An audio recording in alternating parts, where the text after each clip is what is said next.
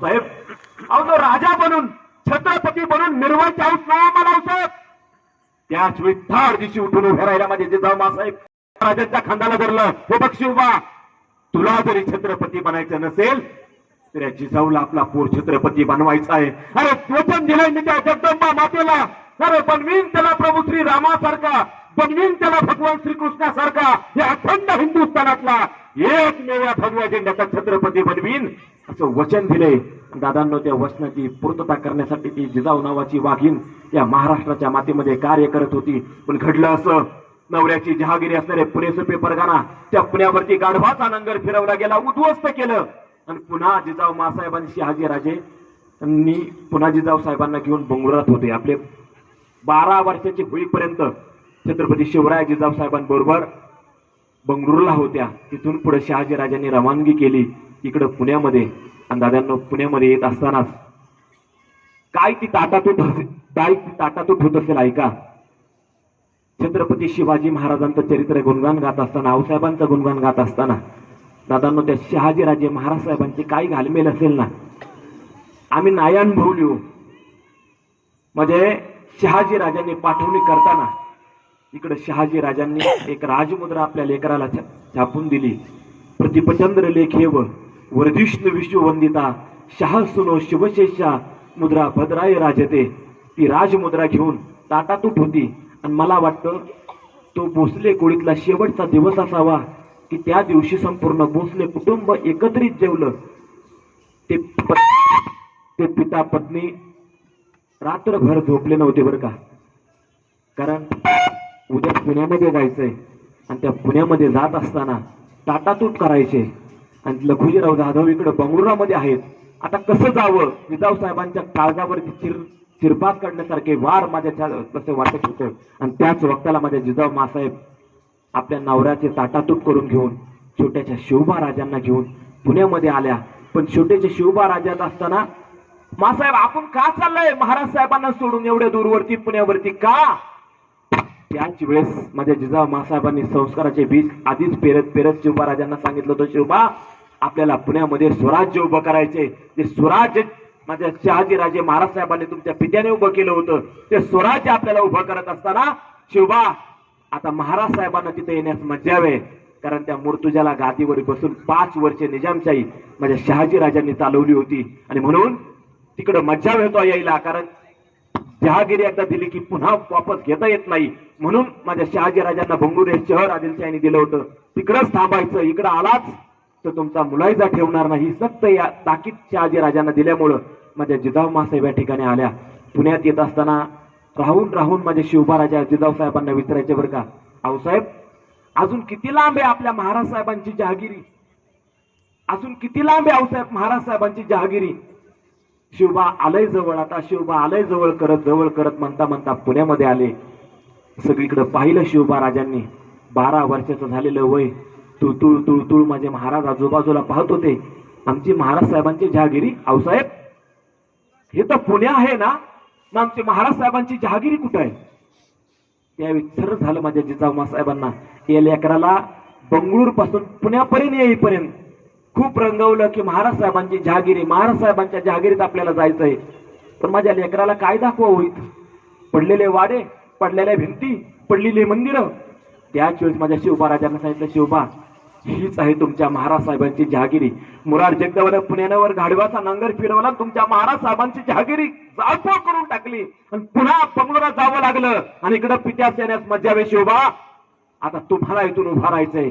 त्याच वेळी ती शापे चिरवलेली पहार माझ्या शिवबा राजांनी उपसून काढली. तिथं भगवा झेंडा लावला. आजूबाजूला गावातही कुणी येत नव्हतं दादांनो. पण ही माऊली उभी राहिली. या पुण्यामध्ये एकाही मर्दाची हिंमत नव्हती की पुण्यात येऊन तिथं ठाण मांडून बसावं. पण एका मातेनं ते धाडस केलं. ताकद नव्हती कुणाची यायची. लोक डोंगरात दाबा धरून बसलेली. खायला अन्न नव्हतं. अन्न नसताना देखील दाबा धरून बसलेली लोक दोन दिवस झाडाचा पाला खाऊन जगायची, पाणी पिऊन जगायची. अशी परिस्थिती या पुण्यामध्ये. ती माऊली उभी राहिली. स्वराज्याचं पहिलं झोपडीला बांधकामाला सुरुवात झाली. जिजाऊ साहेब झाडाखाली बसल्या, बांधकामाला सुरुवात झाली. निवडक सगळे सैनिक शहाजी राजांनी जिजाऊ मासाहेबांनी शिवबा राजांबरोबर दिलेले. एवढ्यात समोरच एक दगडाचा ढिगारा पडला होता. आऊसाहेबांनी सांगितलं, उचकटा तो दगडाचा ढिगारा, करा सुरुवात. काय बघताय, पडले ना जहागिरी, आम्ही उभी करून दाखवू. आम्ही या मातीत या पुण्यामध्ये तेच स्वराज्य पुन्हा उभं करून दाखवू. आणि त्या क्षणी दादांनो आमच्या मावळ्यांनी धपापच्या ओराने त्या दगडाच्या ढिगाऱ्यावरती तुटून पडले. मासाहेबांचे शब्द आमच्या काळजात एक विरस्त्री म्हणून चालचारू लागले. आणि एका मावळ्याला तो दगडाचा ढिगारा उचकटता उचकटता, नका लावू, तो दगडाचा ढिगारा उचकटता दादांनो एक शेंदूर भासलेला दगड सापडला. तो शेंदूर भासलेला दगड त्या मावळ्याने पाहिला. उरा पोटा उचलत झाडाखाली बसलेल्या आऊसाहेबांना दाखवून आणला. आऊसाहेब, आऊसाहेब, हे काय सापडलंय बघा.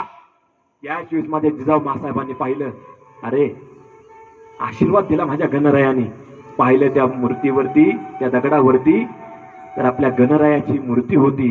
आणि त्यावेळी सांगायला अभिमान वाटेल, शिवकाळातलं या आपल्या पुण्यामधलं पहिलं गणपती मंदिर त्या कसबा पेठमध्ये माझ्या जिजाऊ मासाहेबांनी बांधून पूर्ण केलं. गणरायाने आशीर्वाद दिला. सांगण्याचं कारण एवढं का, गणरायाची पूजा आपण का करतो माहितीये. पहिल्यांदा गणरायाचा मान स्वराज्याच्या सुरुवातीच्या काळाला माझ्या जिजाऊ मासाहेबांनी त्या गणरायाने दिलं आऊसाहेबांना. तिथून पुढे स्वराज्याची मुहूर्तमेढ या ठिकाणी सुरुवात झाली. अनेक नाना प्रकारचे प्रसंग या धर्तीवरती आले. आल्या आल्याच महाराजांनी लगेच घ्या तलवारी लढाई करायची असं नाही केलं. माता भगिनींनो, पहिला जिआर माझ्या शिवछत्रपतींनी आऊसाहेबांच्या सांगण्यावरून कुठला केला असेल ना, तर शिवबा, माझ्या लेकी ते नराधम घरात घुसून पळून घेऊन जातात. परदेशात एखादी चांगली स्त्री दिसली तर तिला विकलं जातं. दिवसा ढवळे आमच्या माता भगिनीवरती हे अत्याचार अन्याय होत असतील तर शिवबा, स्वराज्य चालू होण्या अगोदर आमचं घर सुरक्षित तर आमचं राज्य सुरक्षित. माझ्या जिजाऊ मासाहेबांनी शिवबा राजांना सांगितलं. त्या ठिकाणी जिआर घडला. आणि घटनाही त्या काळी घडत होत्याच आणि घडली होती. बाबाजी भिकाच्या नावाच्या का गुजर नावाच्या पाटलानं एका मुलीवर इतिहासात उल्लेख फक्त पदामानच केला होता, आपण लुटली नव्हती. त्याच माझ्या राजांच्या कानावरती बातमी पडली आणि माझ्या राजांनी निकाल लावला होता. तो दिवस होता 28 जानेवारी 1645. या जगाच्या पाठीवरचा पहिला राजा आहे. तारीख, खटला आणि निकाल एकाच दिवशी आणि एकदाच लावणारा राजा या जगाच्या पाठीवर पुन्हा झाला नाही दादांनो. आणि तिथून पुढे आमच्या माता भगिनींकडून वाकड्या नजरेनेही पाहिलं नाही. इथं बसलेल्या माता भगिनी फक्त मला आता बोटवर करून सांगावं, तुम्ही सुरक्षित आहात का. रात्री इथं 12 वाजले, तुम्ही एकट्या इथं येऊ. मस्त जिजाऊ साहेबांची सृष्टी आहे, प्रेरणास्थान आहे, शक्तीपीठ आहे. मला सांगा, रात्रीच्या 12 वाजता इथं बसल्या जे काय माझ्या माता भगिनी, बोटवरून करून सांगा फक्त, मी रात्रीचे 12 वाजता इथं कुणी नसताना मी एकटी येईल म्हणून. नाही नाही म्हणून माना हलावत्या दादांना माता भगिनी. मी विचार करा, आजही एवढे 350 वर्षानंतर आमची जर स्त्री सुरक्षित नसेल तर खऱ्या अर्थानं दादांनो त्या जिजाऊ माऊलींचे आम्हाला शिकावं लागेल चरित्र. मी तर म्हणेल, महिलांनी एखाद्या कराटेचे क्लासेस लावा. आता शिवकालीन युद्धकला शिकवतात, बिंदास भाग घ्या, शिकून घ्या. हो, त्या राजाने एवढा मोठा मान दिला. एक क्षमा मागून एक वाक्य बोलू का. आम्हाला अडचण आली ना माता भगिनींना, आम्हाला 4 दिवस बाजूला बसवता तो. पण माझ्या राजाने ओळखलं होतो, स्त्री म्हणजे मराठ्यांच्या घरातली देवता. माझ्या राजांच्या वाणीतून बाहेर शब्द पडले, ज्या राजाने तुम्हाला देवाच्या देवाऱ्या जागा दिली, स्त्री काय असते हे कुणाला जर कळलं असेल ना, तर एकाच पुरुषाला कळलं. त्याचं सुद्धा नाव आहे दादांनो, छत्रपती शिवाजी महाराज. ज्याला स्त्रीचा आदर कसा करावा, स्त्री म्हणजे काय हे खऱ्या अर्थाने कळलं असेल ना, तर त्या राजांनी, त्या जिजाऊ साहेबांनी महाराष्ट्राच्या मातीमध्ये त्याचे संस्कार करत करत ही पिढी दादांनी त्या ठिकाणी आली. अनेक प्रसंग साहेबांच्या वाट्याला आले. एक काळजातला प्रसंग सांगून जाईन दादांनो. महाराज राजगडावरती होते आणि महाराज राजगडावरती असताना महाराजांना जायचं होतं आग्र्याला. आणि आता आग्र्याला जात असताना माझी लेकरं पहिल्यांदाच दादांना एवढ्या लांब पदवर मजल मारत शिवबा राजांना आणि शंभू राजांना जायचं होतं. इथं लहानपणापासून शिवबांच्या पाठीमागं कुठंतरी मन रमत असेल ना, तर ते माझ्या आऊसाहेबांचं शंभू राजांचे होतं. शिवाजीराजे कुठेही जाऊ देव, पण तसं नातू झाला होता ना लाडका, आणि त्यात आई बी नाव वाटलेले लेकरू. पण ती जिजाऊ माऊली या राजाची दुसरी आई झाली. शिवाजी राजे एक वेळेस कुठेही गेले तरी काही वाटत नव्हतं आऊसाहेबांना, पण शंभू राजे जराही नजरे आड झाले तरी आऊसाहेबांचं काळीज हलवून जात होतो. आणि दोन्ही लेकरं माझ्या आता दुश्मनांच्या मुलखामध्ये जायचे. या आईचं काळीज थरथरलं. शिवबा राजांना बोलायचे सुद्धा, आऊसाहेब शिवबा जळ तुमचं राजकारण, तुम्हाला जायचे आहात ना तर तुम्ही एकटे जावा, म्हणजे शंभू राजांना घेऊन जाऊ नका. गेले शिवबा राजे, कारण आऊसाहेबांना लय छाती ठोकपणे बोलले होते, आम्हाला वाघाचं मुलगं उभं करायचं, आम्ही त्यांना घेऊन जाणार. नाही ऐकलं आऊसाहेबांचं. गेले शिवराय तिकडे आग्र्यातही अडकले, शंभूराजे अडकले. पण दादांना तो दिवस होता राजगडावरती. आऊसाहेबांनी खाणं पिणं पार सोडायची वेळ आली होती.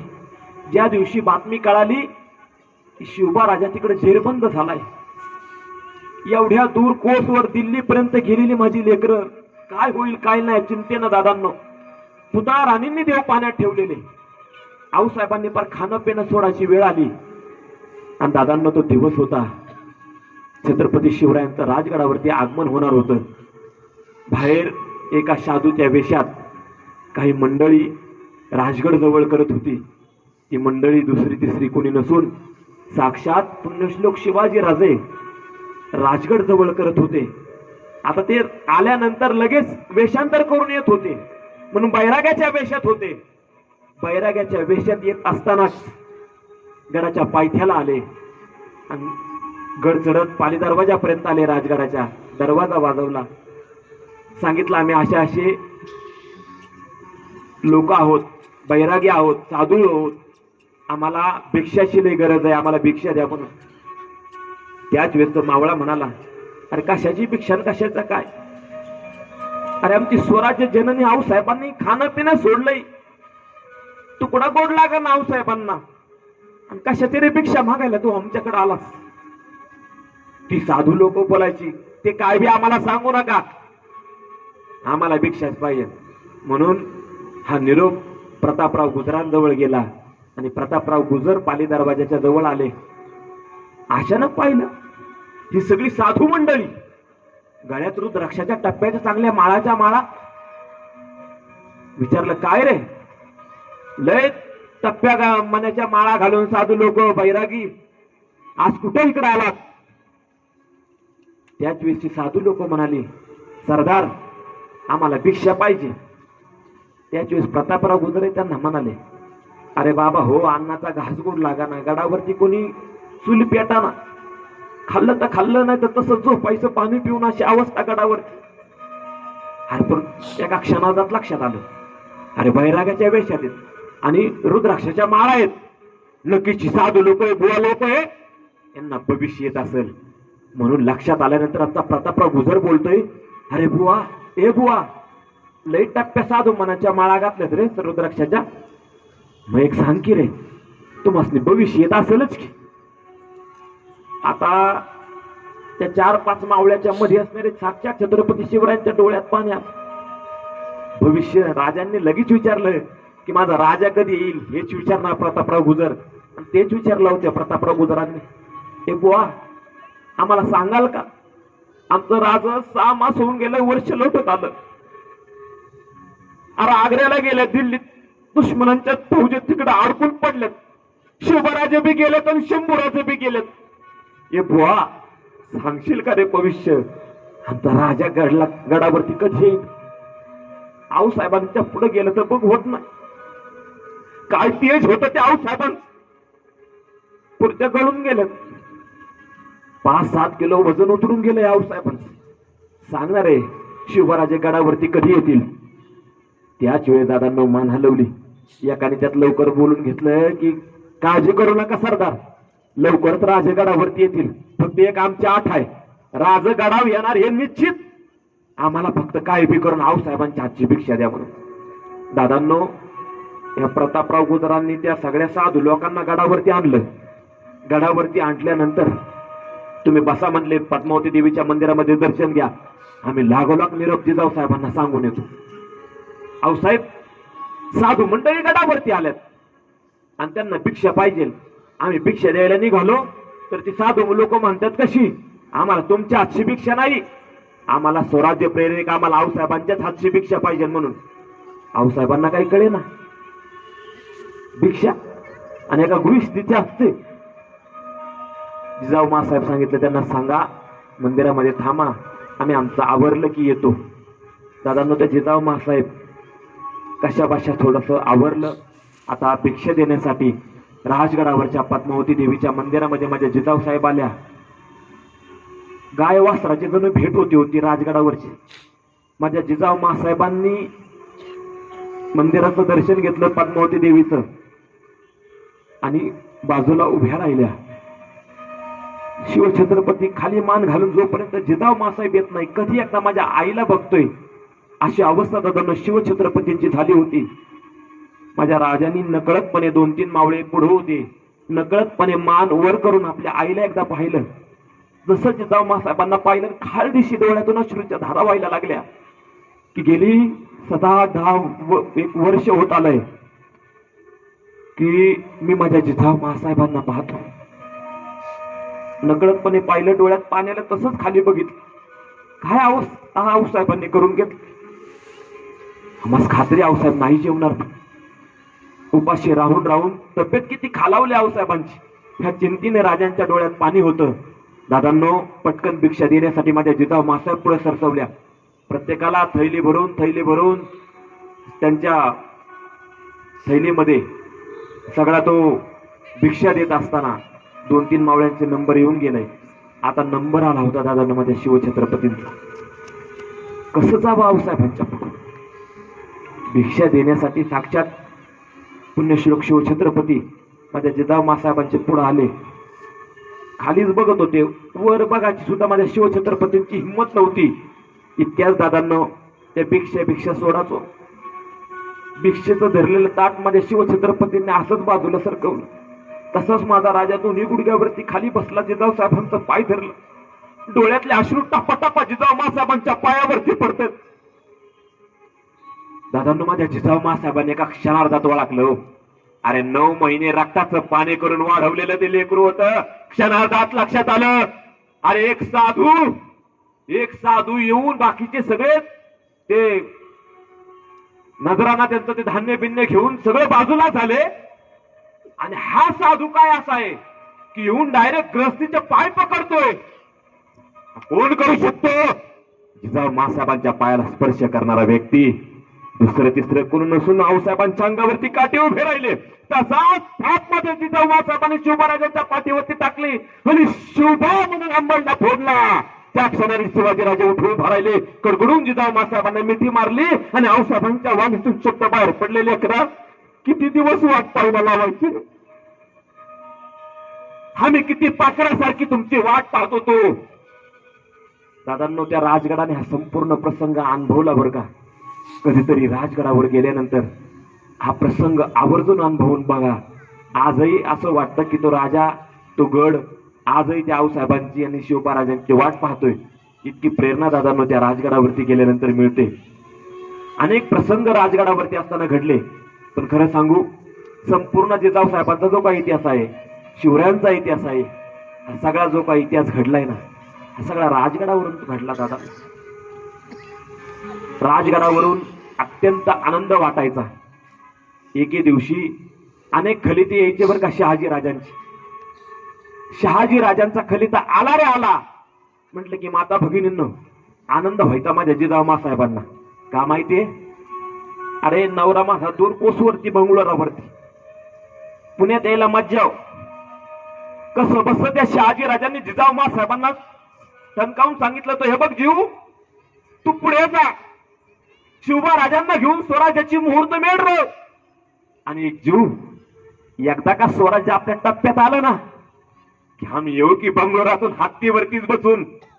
मग आल्यानंतर सगळा कारभार आपण आपल्या शिवबा राजांच्या खांद्यावरती सोपवायचा. मग जीव पंढरपूरच्या पांडुरंगाला जायचं, माहूरच्या रेणुकीला जायचं, तुळजापूरच्या भवानी मातेला जायचं, सगळीकडे आपल्या देवदर्शनाला जायचं. फक्त काही दिवस जीव तू सगळं सहन कर. अनेक आठवणी आपल्या काळजात रुतून ठेवून माझ्या जिजाऊ मासाहेबांनी तो प्रसंग दादांनो काळजात त्या राजगडावरती घडला. शहाजी राजे महाराज साहेबांचा खलिता आला रे आला. जिजाऊ साहेबांना आनंद, कारण सगळी खुशाली तिकडची कळायची, इकडची जिजाऊ साहेबांना शहाजी राजांची कळायची. आणि दोन्ही पिता आणि पत्नीची ती पूर्ण ताटातूट दादांनो त्या राजगडाने अनुभवली. एके दिवशी पत्र आलं की राजगडावरून शहाजी राजे महाराज साहेब राजगडावरती येत आहेत. किती आनंद झाला असेल. अहो आपल्या शिवछत्रपतींनी 20 वर्षानंतर भेटत होते शहाजी राजे. किती खूप काळजातले प्रसंग सांगतो दादा, नको रे तुम्ही काही नाही ऐकलेही नसते. 20 वर्षांनी शहाजी राजे आपल्या जिजाऊ साहेबांना स्वराज्य पाहायला बंगलोरातून तिकडून येत होते. खलिता आला. शिवबा राजांना तर लय आनंद झाला की दादांना कुणाला वाटत नाही बापाचं प्रेम मिळावं. ज्याला बाप नाही ना दादांना त्याला बापाचं दुःख विचारा. अरे सगळं होतं त्या राजाकडे, पण बापाची छत्रछाया दादांना माझ्या शिवछत्रपतींना मिळाली नाही. अरे आमचे महाराज साहेब येता येते. राजांना लय आनंद झाला. अरे हा राजगड आनंदून गेला होता. हे मी केलेली उभारलेली स्वराज्याची राजधानी आमचे बाप आमचे पिता महाराज साहेब बघणार. दादांनो राजगड माझ्या राजाने असला सजवला ना. अरे माझ्या पित्याचं आगमन होणार आहे रे. सगळीकडे डंका पिटत होता, महाराज साहेब येणार आहेत, महाराज साहेब येणार आहेत. दादांनो खलिता आला की पंढरपूरच्या पांडुरंगाचं दर्शन घेऊन महाराज साहेब जेजुरीच्या दिशेने येत आहेत. माझ्या राजाने आपल्या पित्याच्या स्वागतासाठी 5,000ची तगडी फौज, एक हत्ती माझ्या शहाजी राजांच्या स्वागतासाठी पाठवला होता दादांनो. आणि शहाजी राजे तिकडून जेजुरीपर्यंत आले. तुम्ही जर जेजुरीला गेला असाल तर शहाजी राजांची शिवबा राजांची भेट झालेली त्या डोंगरावरती त्या गडावरती आजही तुम्हाला त्या मूर्तीच्या रूपात पाहायला मिळते. आता एवढ्या वर्षातून जर पिता पुत्रांची भेट होत असेल तर एका काश्याची परात ती तुपाने भरलेली त्याच्यात पहिल्यांदा दोघांनी बघायचं आणि मगच एकमेकांक पाहायचं, असा पूर्वीपासूनचा हा रीतिरिवाज. दादांनो माझ्या शहाजी राजांचं आगमन त्या जेजुरी गडावरती झालं. काश्याने भरलेली त्या तुपाने भरलेली ती परात शिवबा राजांनी तिकडं पाहिलं. त्या तुपामध्ये शहाजी राजांनी पाहिलं. डोळ्यातून खळदिशी अश्रू दोघांचे त्या काश्याने भरलेल्या त्या तुपात परातीत दोघांचे अश्रू टपाटपा पडले. का? मी माझ्या लेकराला 20 वर्षांनी बघतोय आणि माझं लेकरू आपल्या पित्याला 20 वर्षांनी बघतोय. कारण दादांनो शहाजी राजांना जी बंगलोरातून येताना शिवाजी राजांनी मिठी मारली होती ना, सोडतच नव्हते शिवबा राजे आपल्या आबासाहेबांना. शिवबा सोडा की किती वेळ घट्ट मिठी मारणार. पण दादांनो कडकडून मिठी माझ्या शहाजी राजांनी शिवाजी राजांनी मारली. दोघांनी एकमेकांना तुळू पाहिलं. आणि दादांनो आपल्या लेकराला आपल्या वडिलांना आपली राजधानी दाखवण्यासाठी शहाजी राजांचे डोळे आपल्या छातीशी कवटाळून आपले शिवाजी महाराज हत्तीच्या अंबारीमध्ये बसून राजगडच्या पायथ्याला आले आणि तिथून पालखी केली आपल्या पित्यासाठी. ती पालखी राजगडावरती आले. अख्खा संपूर्ण प्रदेश दाखवला. आणि दादांनो लय आनंद झाला जिजाऊ महासाहेबांना. महाराज साहेब गडावरती आले. खूप खूप काही चर्चा झाल्या, पण माझ्या जिजाऊ महासाहेबांना वाटलं त्या दगाबाज उलट्या खोपडीच्या अफजल्याने आमच्या पतीची दिंड काढली ना, त्या अफजल्याला माझ्या लेकराने आमच्या शिवबाने कसा मारलाय त्याचं प्रात्यक्षिक म्हणून दादांनो राजगडावरती राजवाडा आहे पद्मावती देवीच्या त्या पद्मावती माचीवरती. त्या माचीवरती राजवाड्याच्या बाहेर एक प्रांगण आहे. त्या प्रांगणामध्ये राजगडावरती जे काही सगळं घडलेले सुखाचे आणि सण सुदाचे दिवस असताना तिथे सगळे कार्यक्रम होतात. आणि म्हणून आज आऊसाहेबांनी नियोजन केलं होतं, शाहिरांना बोलवलं होतं. आणि दादांनो काय वाटलं असेल शहाजी राजांना, ज्या अफजल्याने माझी दिंड काढली त्या अफजल्याला कसा मारला. दादांनो तख्तावरती शहाजी राजे बसलेले आणि शहाजी राजांच्या मांडीवर होते आपले शंभूराजे. 5 वर्षाचं वय होतं माझ्या शंभूराजांचं. पण दुर्भाग्य त्या शंभूराजांचं की आपल्या आजोबांना पहिल्यांदा आणि शेवटचं राजगडावरतीच त्या माझ्या शंभूराजांना पाहायला मिळालं. या उपर पुन्हा नातवाची आणि आजोबाची भेट झाली नाही. शंभूराजांना जवळ घेऊन शहाजी महाराज अफजल खानाला कसा फाडला याचं प्रात्यक्षिक त्या पवाड्याच्या रूपातून दादांना पाहत होते. प्रचंड मनोमन आनंद झाला. शहाजी राजे काही 4-5 महिने स्वराज्याचा कारभार बघून पुन्हा बंगलोराकडे तिकडून निघून गेले. त्यानंतर दादांनो काही दिवसातच 2 वर्षातच पुन्हा खलिता आला. तो खलिता दादांना अनेक वेळा आला की कधी चुकीचं किंवा नकारात्मक भावना माझ्या जिजाऊ साहेबांनी कधी नाही केली. पण यावेळी तो खलिता आला, लखोटा आला, धावत पळत माझ्या जिजाऊ मासाहेब पहिल्या जाऊन घ्यायची. दाशीने सांगितलं ना, डोंगरातून खलिता आलाय, जिजाऊ मासाहेब पळतच सुटायच्या. कधी एकदा घेईल, कधी वाचन, माझ्या महाराज साहेबांची खुशाली कधी कळल असं साहेबांना वाटायचं. पण दादांना तो आलेला खलिता वेगळा होता. तो खलिता होता की माफ करा आऊसाहेब. तिथून पुढे सगळी चर्चा होती त्या पत्रामध्ये की होतगिरीला कर्नाटकामध्ये शहाजीराजे महाराज साहेब डुकराचा बंदोबस्त करण्यासाठी गेलेले असताना वेलीत घोड्याचा पाय अडकला आणि महाराज साहेब घोड्यावरून पडले आणि त्यांचा कपाळमोक्ष म्हणजे अंत झाला. ते मरण पावले, मृत्यू पावले. त्या माऊलीनं ऐकलं, अवसान गळून गेला आऊसाहेबांचं. राजगडावरच्या पद्मावती माचीवरती असलेला राणी महाल दरवाजा लावून घेतला माझ्या जिजाऊ साहेबांनी की आता नाही थांबायचं, आता सती जायचं. आमचे महाराज साहेब गेले, आम्ही तरी आता जगून काय करू.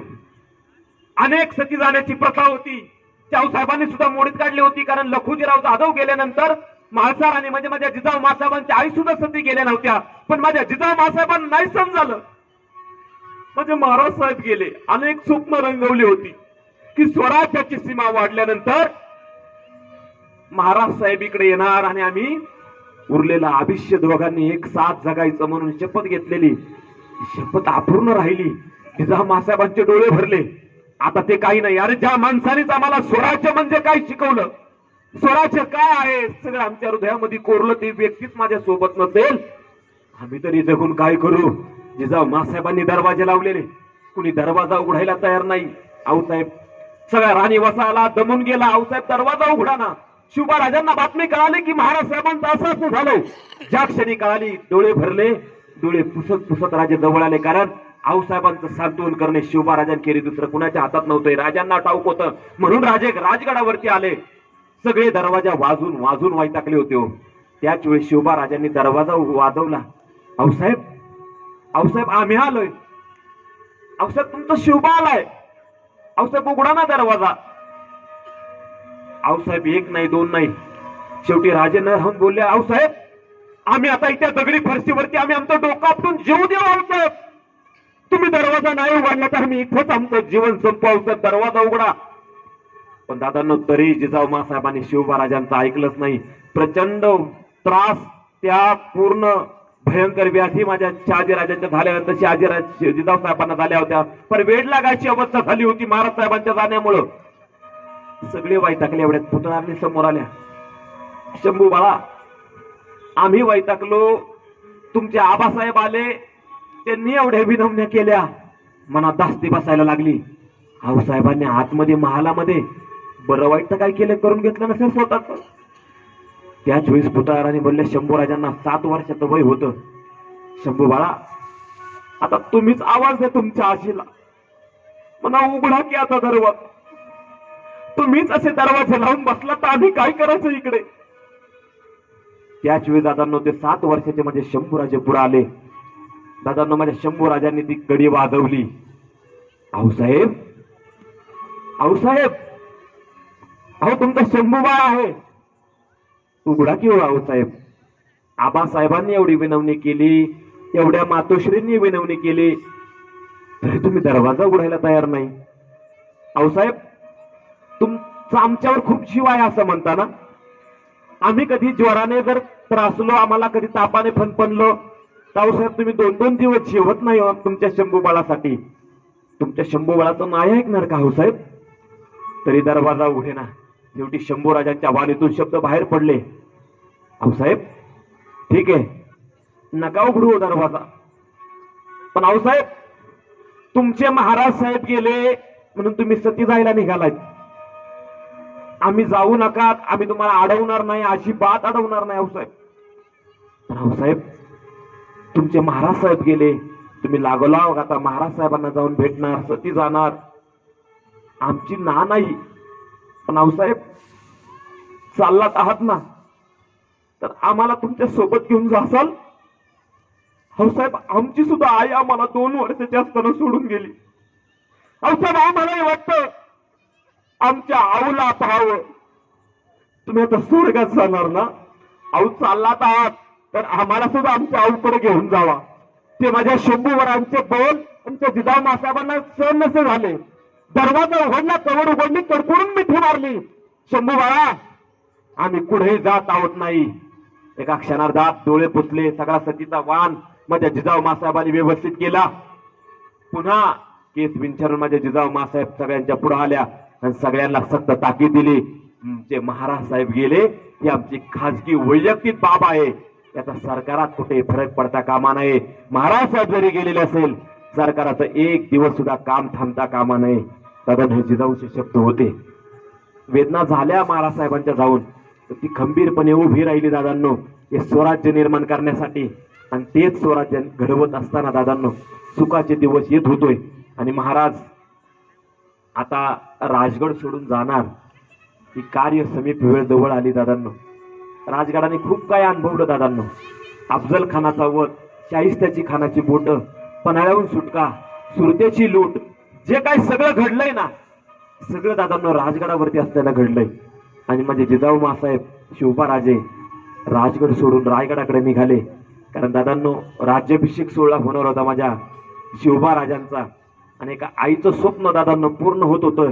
ज्या आईनं जगदंबा मातेला शपथ दिली होती की बनवीन त्याला प्रभू श्री रामासारखा, बनवीन त्याला भगवान श्रीकृष्णासारखा, या अखंड हिंदुस्थानातला एकमेव भव्य झेंड्याचा छत्रपती बनवीन, हे वचन दादांनो पूर्णत्वास जात असताना सगळा कुटुंब कबिला रायगडावरती गेला. आणि ते दादांनो राज्याभिषेक सोहळा जवळ येत होता. काळी जुगडं ठेवून ऐका. अनेक वेळा तुम्ही राज्याभिषेकाचे काही प्रसंग तुम्ही ऐकले असेल, पण जे काही बोलेल तुमच्या काळजात रुतून जाईल दादांनो. ना तुम्ही कधी कुठं ऐकले असेल. जसा जसा राज्याभिषेक जवळ येत होता ना, तसं त्याच्या माऊलीचं हृदय भरून येत होत. माझ्या राजाने अहो रायगड, भला मोठा रायगड किल्ला बांधला. 14 वर्ष लागले रायगड बांधायला. पण खाली गडावरचा गारवा माझ्या जिजाऊ मासाहेबांना सहन होत नव्हता. म्हणून माझ्या शिवछत्रपतींनी रायगडाच्या पायथ्याला पाचाड्या गावी भला मोठा आऊसाहेबांना वाडा बांधून दिला होता. पण जेव्हा जेव्हा महाराज रायगडावर होते ना, रोज आईच्या आपल्या पाया पडायचे. पण आता आई आपली पाचाडला खाली, पाया कसं पडणार. म्हणून दादांनो, रायगडावर महाराज ज्यावेळी जगदीश्वराच्या दर्शनाला जायचे ना, जगदीश्वराच्या दर्शनाला गेल्यानंतर टकमक टोकापाशी महाराज थांबायचे. ज्यांनी ज्यांनी रायगड पाहिला त्याच्या डोळ्यापुढे प्रसंग उभा राहील. महाराज जगदीश्वराच्या दर्शनाला जाण्या अगोदर टकमक टोकावरती राजान थांबायचे, राजे थांबायचे. तिथून नगारा वाजायचा. नगारा वाजला रे वाजला की पाचाड मध्ये असलेल्या आऊसाहेब वाड्याच्या बाहेर यायच्या. वरून शिवछत्रपती आपल्या आईचं दर्शन घ्यायचे, झुकून मुजरा करायचे आणि पुढे महाराज जगदीश्वराच्या दर्शनाला जायचे. दिवस मागून दिवस येत होते, दिवस भरले जात होते आणि दिवस उजडायची वेळ आली होती. 6 जून 1674 राज्याभिषेकाचा दिन. आदल्याच दिवशी माझ्या जिजाऊ मासाहेबांना गडावरती आणलं गेलं. वय झालं होतं. मान लुटू लुटू लुटू लुटू आऊसाहेबांची हालत होती की आपल्या समोर सारा सारीपाटच माझ्या जिजाऊ मासाहेबांना दिसत होता. शिवबाराजे जलामले काय शिवनेरीवरती, मोठे काय झाले, चालायला लागायला लागले, स्वराज्याची चपत काय घेतली, एक एक किल्ला घ्यायला काय सुरुवात केली ना. आज माझं लेकरू छत्रपती होतंय. आऊसाहेबांचे डोळे भरून आले होते. महाराजांची भव्य मिरवणूक रायगडावरती निघाली होती. हत्तीमध्ये अंबारी, त्याच्यावरती राजे बसलेले, सोबत शंभू राजे. जगदीश्वराच्या दिशेने महाराज गेले. जगदीश्वराचं दर्शन घेतलं. अख्ख्या गडावरती दरवाजापासून, नाणे दरवाजापासून, गडाच्या महादरवाजापर्यंत, महादरवाजापासून महाराजांच्या सिंहासनापर्यंत फुलांनी रांगोळ्यांनी सजवलेला रायगड. सारी सारी मंडळी आपल्या राज्याभिषेक सोहळा पाहायला आलेली. पण हा राज्याभिषेक सोहळा येत असताना गरीब घरामध्ये दादांनो चर्चा चालायची. अरे आपल्या शिवबाराजांचा राज्याभिषेक सोहळा आहे, आपल्या राजाने आपल्याला काय काय दिलंय रे. कधी राजा आपला छत्रपती होतो, आपण पण आपल्या राजाला काहीतरी भेटवस्तू दिली पाहिजे. माता भगिनींनो, गरीब घरामध्ये साठवलेले पैसे त्या माता भगिनींनी काढले. का काढले माहितीये? अरे कधी तर दुष्काळ पडला तर राजाने आपल्याला अन्नधान्य दिलंय आणि शेती जर पिकली नाही तर त्या राजाने आपला शेतसारा सुद्धा माफ केलाय. म्हणून नवरा बायकोत गरीब घरात चर्चा चालायची, आपण राजाला काहीतरी भेटवस्तू द्यायची. आपल्याकडे होते नव्हते सगळे पैसे लोक घ्यायची. कुणी राजांसाठी तलवार बनवायला निघालेलं, कुणी राजांसाठी चिरोटो बनवायला निघालेलं, कुणी राजांसाठी शेला विणण्यासाठी दिलेला, कुणी राजांसाठी चिनी मातीची भांडी तयार करण्यासाठी दिलेली. अरे आपण आपल्या राजाला काहीतरी भेटवस्तू दिली पाहिजे म्हणून साठवलेले पैसे दादांनो जो तो मावळा आपापल्या परीने त्या ठिकाणी करत होता.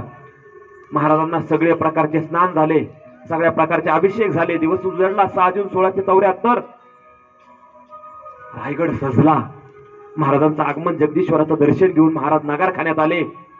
आऊसाहेबांना सिंहासनाच्या बाजूलाच आधी बसवलेलं, पण ती माऊली इकडं तिकडं कुतूहलाने पाहत होती, पाखरासारखी आपल्या लेकराची वाट बघत होती. ढोल ताशे नगारे वाजत होते, शिंग तुतारी होत होती. शिवबा राजांची पालखी आता नगारखान्यात येऊन आऊसाहेब पाकताक्षरी दोन्ही डोळ्यातून अश्रूंच्या धारा चालू झाल्या. शिवबा साक्षात प्रभू श्री राम भासत होते. जणू अयोध्येचा राजा हा रायगडाच्या नगारखान्याखाली उभा आहे असंच आऊसाहेबांना दिसत होतं. पण दादांनो, राजांनी आऊसाहेब किती हुशार होते बरं का. किती जाणीव असावी एखाद्या गोष्टीचे तर ज्वलंत उदाहरण आम्हाला या राज्याभिषेकाच्या दिनी कळतं. माता भगिनींनो, माझ्या जिजाऊ मासाहेबांनी जार आणला होता. तो जार असा होता, ज्या ज्या काही विधवा स्त्रिया आहेत, ज्या काही विधवा स्त्रिया आहेत ज्यांचे पती शहीद झालेत, आता ते शहीद झालेले स्त्रियांना असं वाटत होते, ती भावना सांगतो ऐका, की त्या क्षणी त्या मनोमन विधवा स्त्रियांना वाटायचं बरं का, अरे आपल्या शिवछत्रपतींचा राज्याभिषेकाचा सोहळा आहे आणि हा राज्याभिषेकाचा सोहळा पाहिला बोरक्या कपड्याने आपण कुठं जाणार. आपल्याला शिवबा राजांचा राज्याभिषेक सोहळा नाही पाहता येणार. गजदिशी डोळे भरायचे त्या विधवा स्त्रियांचे आणि देवाच्या देवासमोर जायच्या, देवाला विनवणी करायच्या, हे देवा परमेश्वरा सूर्य नारायणा, फक्त एक डाव रे, फक्त एक डाव आम्हाला साध्वी बनव. याच तुझ्या व्यवहारातलं कुंकू घेते, कुहिरीत बोट बुडून आम्ही पुन्हा कुंकुम तिलक करते, रायगडावरती जाते, माझ्या राजाला डोळे भरून बघते छत्रपती होताना, पुन्हा वापस माघारी येते, कुंकू पुसून टाकते, फक्त एक डाव मला साध्वी बनव रे. ही भावना दादांनो विधवा स्त्रियांची होती. पण आऊसाहेबांची सक्त ताकीद होती की शिवबा ज्या काही विधवा स्त्रिया आहेत ना आमच्यासारख्या, त्याला असतील गडावरती ते येणार नाही, शुभ कार्याच्या ठिकाणी ते उभे राहणार नाहीत. आपल्याला हा नियम मोडीत करायचा शिवबा. सगळ्यांना अगोदर सगळी माहिती घेऊन दादांनो शिवरायांच्या राज्याभिषेकाच्या दिवशी राजा छत्रपती होताना पाहिला विधवा स्त्रिया दादांनो पहिल्या रांगेत बसण्याचा मान माझ्या जिजाऊ मासाहेबांनी शिवबा राजांनी दिला होता. दादांनो किती बारीक पाहावं, किती बारीक जनतेचा विचार करावा, किती भावना एखाद्याच्या हृदयातली समजून घ्यावी, हे फक्त दादांनो जिजाऊ माऊलीने या ठिकाणी सगळ्या स्वराज्याला शिकवलं होतं. ते राजे करत होते. आणि आता राजे नगारखान्यापर्यंत येऊन पोचले.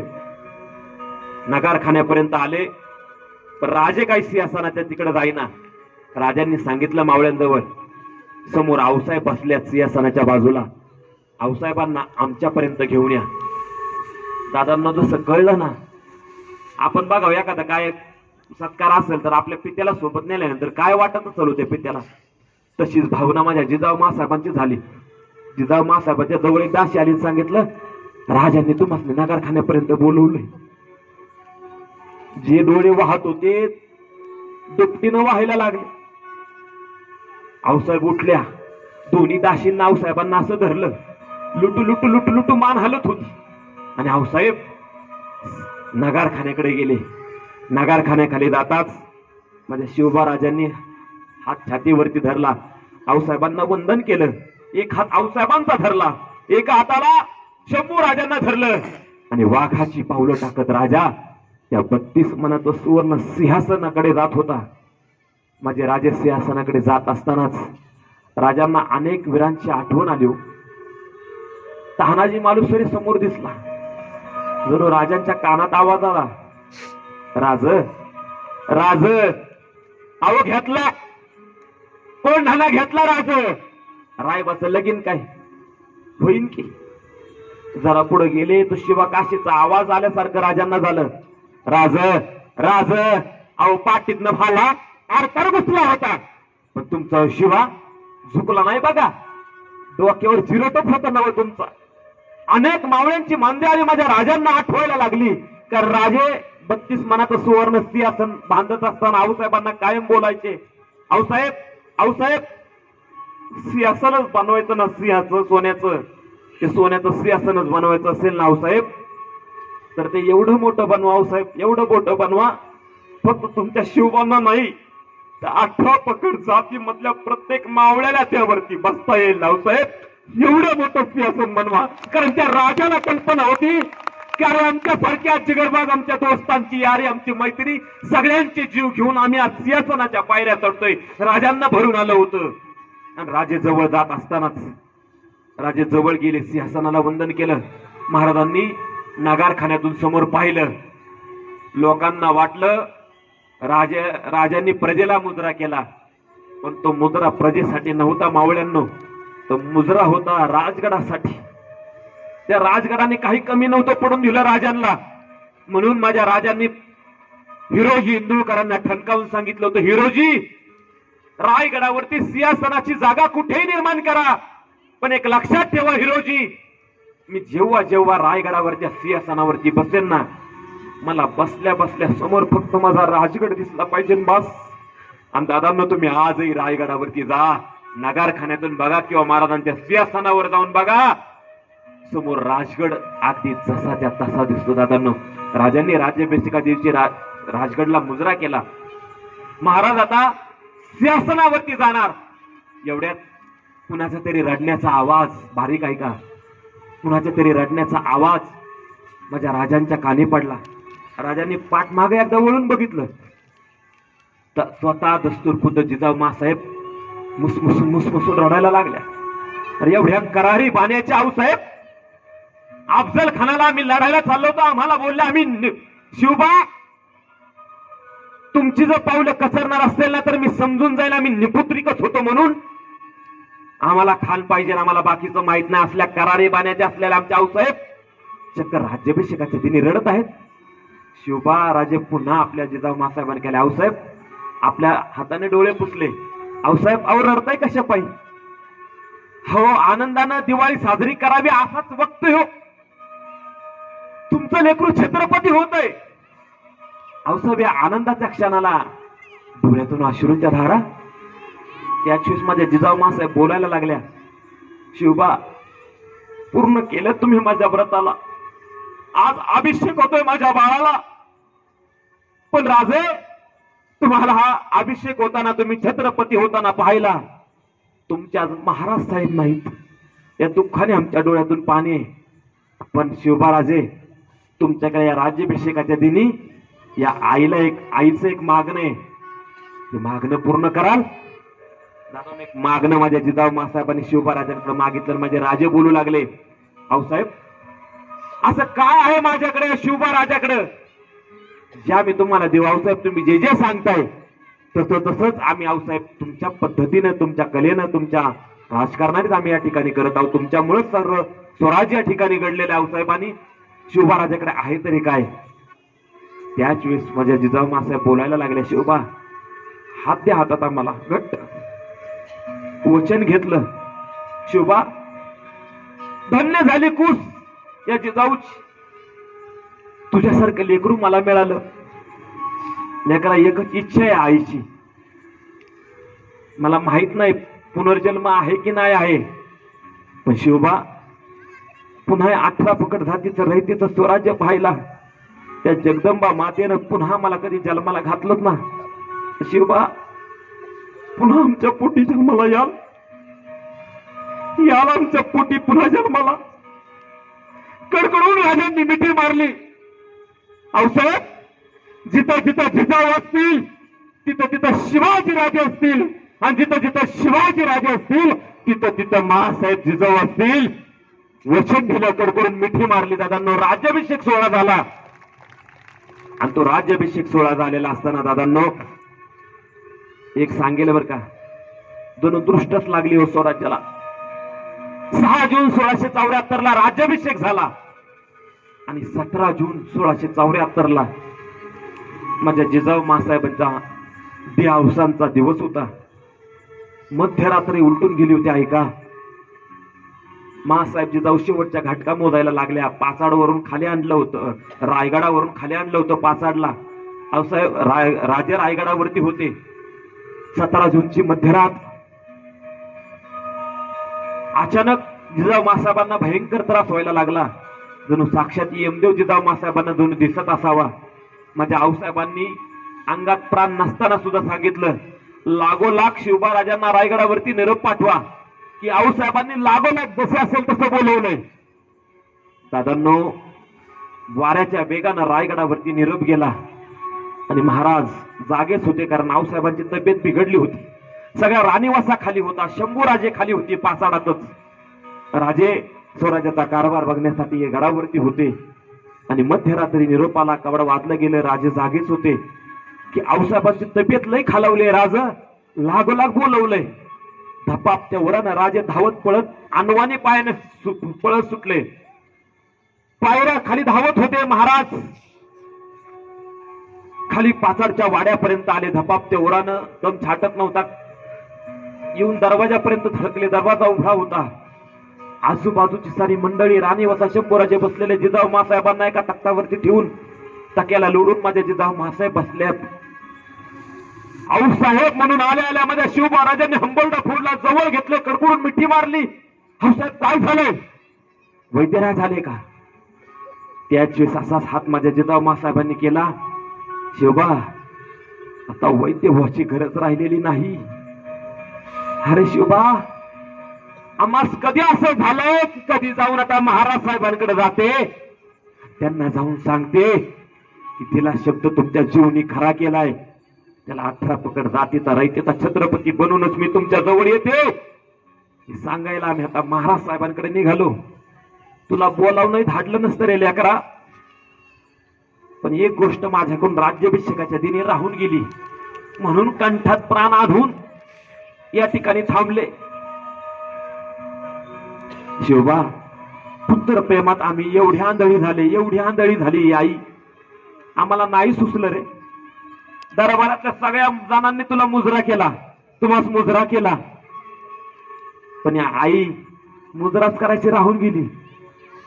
आम्हाला फक्त जाता जाता शेवटचा स्वराज्याच्या छत्रपतीला मुजरा घालायचा आहे म्हणून आम्ही आमचा जीव रोखून थांबलो आहोत. त्याच वेळेस शिवबाराचे बोलतात, आऊसाहेब अशा पत्र बोलू नका, तुम्हाला काही होणार नाही.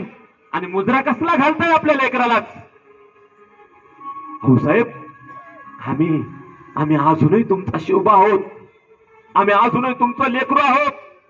त्याच वेळेस माझे जिजाऊ मासाहेब बोलतात, राजे तुम्ही आता आमचे शिवबा राजे राहिलेले नाहीत, तुम्ही आता छत्रपती झालेला आहात. आणि छत्रपती ही आई नसते, आता तुम्ही प्रजेचे छत्रपती आहात. त्याच वेळेस माझे जिजाऊ मासाहेबांनी दादांनो भरल्या काळजानी शिवछत्रपती समोर असताना स्वराज्याच्या छत्रपतीला आपल्या लेकराला डोळ्यात पाणी आणून झोकून मुजरा केला, कडकडून मिठी मारली. जिजाऊ साहेबांचे शेवटचे शब्द ऐका. आऊसाहेब बोलतात, धन्य झाले शोभा, तुझ्यासारखं लेकरू माझ्या कुशीत जन्माला आलं. धन्य झाली कुस, पवित्र झाली जिजाऊची कुस. त्याच वेळेस माझे राजे बोलतात, आऊसाहेब मी तुमच्या पोटी आलोय म्हणून तुमची कुस पवित्र नाही झाली. आऊसाहेब अहो तुमच्या पोटी कोणत्या तरी जीवानी जन्म घेतला असता ना आऊसाहेब, तरी तो शिवबाज झाला असता. आऊसाहेब तुम्ही त्याला छत्रपती शिवाजी महाराजच बनवला असता. आऊसाहेब तुमच्यात ती ताकद आहे, तुमच्यात ते सामर्थ्य. आऊसाहेब तुम्ही त्याला शिवबाज बनवला असता. कडकडून मिठी मारली, दाशीला बोलवलं. दाशीला सांगितलं, आधी सगळं सांगून ठेवलं होतं, कोपऱ्यात बोट दाखवलं, सांगितलं ते ट्रंक इकडे घेऊन या. दादांना लोखंडांनी भरले लोखंडाची ती ट्रंक म्हणजे पेटी दाशीला जवळ आणण्यासाठी सांगितली. दाशी त्या ट्रंक मध्ये माझ्या शिवबा राजांनी दिलेले, शहाजी राजांनी तिकडून बंगलोरातून काही पाठवलेले पैसे, त्या माऊलीने 1-1 रुपया साठवला होता माता भगिनींनो. आजही ती माऊली स्त्री कुठल्या असू द्या दादांनो, बचत कशी करावी ना स्त्रियांकडून शिकावं दादांनो. एक एक रुपया साठवून ठेवते आपल्या संसारात. ते सहज माझ्या जिजाऊ मासाहेबांनी साठवून ठेवलं होतं एक एक होऊन. अनेक वेळा शिवछत्रपतींवरती संकट आली होती, स्वराज्य गहाण ठेवायची वेळ आली होती, 23 किल्ले तहा द्यावे लागले होते. आऊसाहेबांना प्रचंड दुःख झालं होतं. अरे रक्ताचं पाणी करून अनेक मावळ्यांचा जीव घेऊन मिळवलेले किल्ले असे दुश्मनांच्या तावडीत जायला लागलेत. अनेक वेळा दादांना स्वराज्याला भीक मागायची वेळ आली होती. आणि म्हणून तेव्हापासून माझ्या जिजाऊ मासाहेबांनी ठरवलं होतं आपण पैशाची साठवणूक केली पाहिजे. म्हणून दादांनो तेव्हापासून शहाजी राजाने दिलेले असू, शिवबा राजाने दिलेले असू, अनेक ठिकाणी साठवलेले पैसे दादांनो माझ्या जिजाऊ मासाहेबांनी आपल्या ट्रंकेत ठेवले होते एक एक होऊन साठवून. त्याच वेळी आपण आता शेवटच्या घाटका मोजतोय. जाता जाता आपल्या लेकरालाही साठवून ठेवलेले पैसे आपल्या लेकराच्या ताब्यात द्यावे आणि आपण मरायला मोकळे झालो.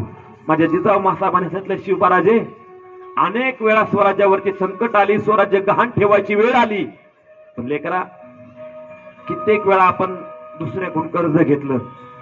लेकरा आमच्या महाराज साहेबांनी दिलेले, तुम्ही आम्हाला काही दिलेले एक एक होत आम्ही तेव्हापासून 23 किल्ले दिले ना तेव्हापासून आम्ही साठवून ठेवलेले आहोत. ते सोन्याचे 25,000 होन माता भगिनीनं माझ्या जिजाऊ मासाहेबांनी साठवून ठेवले होते. आणि शेवटच्या क्षणी ती ट्रंकातली ते 25,000 होन माझ्या शिवबा राजांना देताना बोलता शिवबा आम्ही आता चाललो आहोत, आम्ही आता तुमच्या सोबत नसणार आहे, पण जाता जाता आम्ही साठवलेले पैसे ते तुमच्या जवळ देऊन जात आहोत. पण पुन्हा स्वराज्याला कधी भीक मागायची कुणाकडे वेळ येऊ नये म्हणून शिवबा तुम्ही सुद्धा असेच पैसे संघटित करा किंवा साठवून ठेवत जा. स्वराज्याच्यासाठी ते सुद्धा कामालेले संदेश माझ्या जिजाऊ मासाहेबांनी दिला. आणि येतो आम्ही कडकुटून शिवबा राजांना मिठी मारली. 3 अक्षरी शब्द दादांनो शिवबा म्हणून माझ्या जिजाऊ मासाहेबांनी हाक मारली, कडकुडून मिठी मारली. आणि तसाच माझ्या राजांच्या गळ्यात माझ्या जिजाऊ मासाहेबांनी प्राण सोडलं. या माऊलीनं बघता बघता स्वराज्याची ठिणगी काय पेटवली आणि वाढलेली स्वराज्याची ठिणगी त्या विस्तारामध्ये पेटली गेली की आजही दादांनो त्या माऊलीच्या जीवावरती, त्या माऊलीच्या संघर्षावरती, त्या माऊलीच्या त्यागावरती महाराष्ट्र आजही बाणेदारपणे उभा आहे. त्या आई वेड्या शिवबाची आई गेली होती, शिवनेरीवरती लाड करणारी, लाल महालावरती लाड करणारी, शिवनेरीवरती लाड करणारी, राजगडावरती स्मृती देणारी आणि रायगडावरती छत्रपतींना आशीर्वाद देणारी आई कायमची निघून गेली होती बरं का. पण दादांनो तोच माझ्या जिजाऊ मासाहेबांनी महाराष्ट्राच्या मातीमध्ये इतिहास घडवला. या स्वराज्याला एक नाही 2 राजे दादांनो माझ्या जिजाऊ मासाहेबांनी दिले. एक छत्रपती शिवाजी महाराज, एक धर्मवीर छत्रपती संभाजी महाराज. ही 2 लेकरं या आईने अशी घडवली की जगाच्या पाठीवर अशी माता पुन्हा होणे नाही. ही माता दादांनो आज त्या माऊलीचा जन्मदिन आहे. मनोमन वाटतं कुणीतरी एखादी माऊली अशी यावी, तिने जिजाऊ साहेबांचं रूप धारण करावं. मी नाही म्हणत जिजाऊ हवून शिवाजी राजांना जन्म द्यावा, तो काळ नाही. पण दादांनो त्या शिवछत्रपतींच्या काहीतरी आदर्श म्हणून तरी आताच्या माता भगिनींनी तरी माझ्या जिजाऊ मासाहेबांचं काही नाही तरी गुणांचं अनुकरण करावं. आमच्या मावळ्यांचं अनुकरण करावं, शिवछत्रपतींचं अनुकरण करावं. माता भगिनींना मला सांगा, महाराष्ट्राच्या मातीतली एखादी तरी स्त्री आहे का हो जी देवाच्या देव्हाऱ्यात गेले धाय मोको रडते या महाराष्ट्रासाठी की माझ्या पोटी असं एखादा पुत्र जन्माला घाल की तो आपल्या महाराष्ट्राचं, बाकीच्या राज्यांचं, नवे देशाचं, विश्वाचं कल्याण करेल. असं एखादं पुत्र माझ्या पोटी जन्माला घाल अशी सांगणारी एक तरी आई असेल तर बोटवर करा, आपण सत्कार करू त्याचा. पण आमच्या माता भगिनींना नाही हो, आम्हाला वाटतच नाही आमच्या पोटी छत्रपती शिवाजी महाराज जन्माला यावे. आम्हाला नाही सांगत कोणी, आम्ही लगेच तर्क वितर्क करतो, अरे महाराज कुठं, आपण कुठं. पण खऱ्या अर्थानं माझ्यासारखं बोलेल बरं का. करा ना दादांनो अनुकरण राजांचं. एखादी तरी गोष्ट घ्या, अनुकरण करायला लागला तर त्या अंगी राजांनी जरी काय काय केले त्या गोष्टी जरी आत्मसात केल्या नाही घडणार ना दादांनो चुकीचं काही. का आमच्या माता भगिनी असं एक सांगितलं जातं बरं का, शिवाजी महाराज जन्माला यावेत पण ते दुसऱ्याच्या घरात, कारण आमच्या घरात महाराज नको. आलेच आमच्या घरात महाराज आणि घेतल्या तलवारीन बेलवारीन आमचा 5-50 इंचीचा टीव्ही जर फोडला कसं होईल ना. दादांनो, माऊसाहेबांनो, माता भगिनींनो, तुम्हाला जोपर्यंत वाटत नाही की माझ्या पोटी एखादा पुत्ररत्न असाचा प्राप्त व्हावा, तुम्हाला जोपर्यंत वाटत नाही ना, नाही घडणार स्वराज्य, नाही राजांचा जय जयकार त्या पद्धतीने होणार. दादांनो, आज काळाची गरज आहे. मी कायम